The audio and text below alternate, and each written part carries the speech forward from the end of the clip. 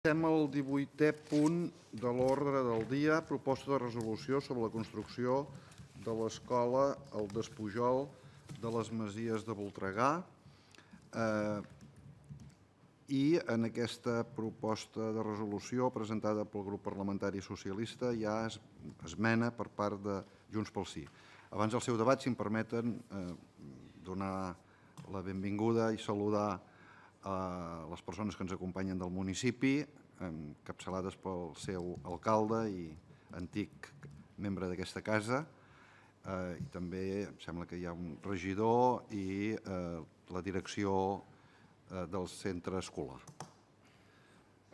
Per la defensa de la proposta de resolució té la paraula la diputada senyora Marta Moreta.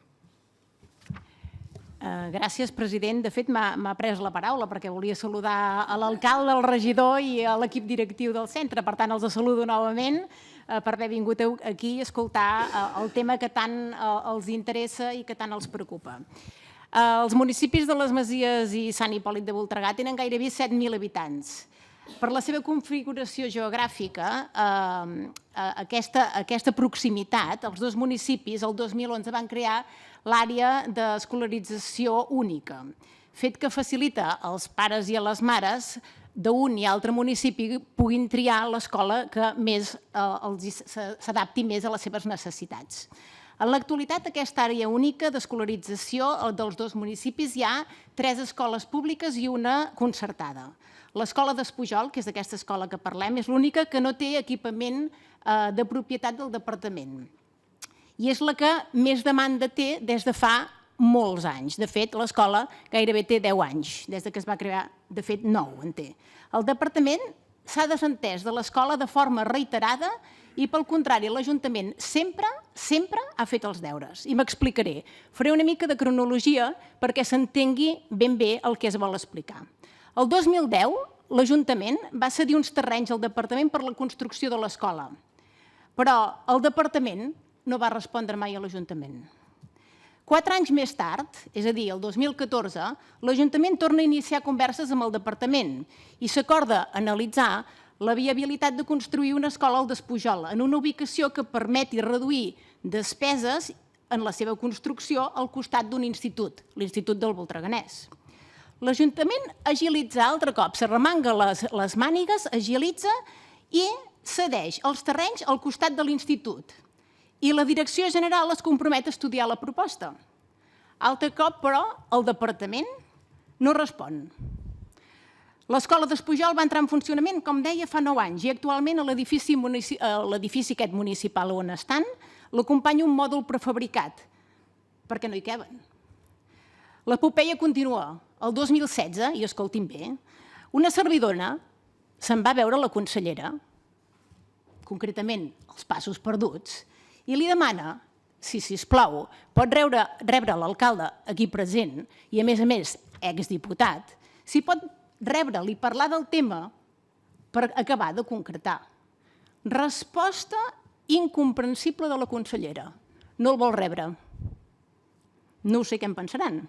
El departament argumenta sovint, i segur que aquí ho sentirem, que s'obren places en aquesta zona. Això ho diuen de moltes zones. Però cal explicar això i cal explicar-ho molt bé. Perquè no és un argument vàlid. El Departament d'Ensenyament, l'any passat, va atorgar el concert per cursar secundària a l'escola privada d'allà al Voltreganès. I quan l'Institut Públic del Voltreganès té plaça suficient per encabir tots els alumnes d'aquesta àrea. Incomprensible. No sé si algú m'ho pot explicar. Per tant, el que reclamem és de justícia. El que va ser vàlid a l'escola concertada entenem que hauria de ser vàlid per l'escola pública.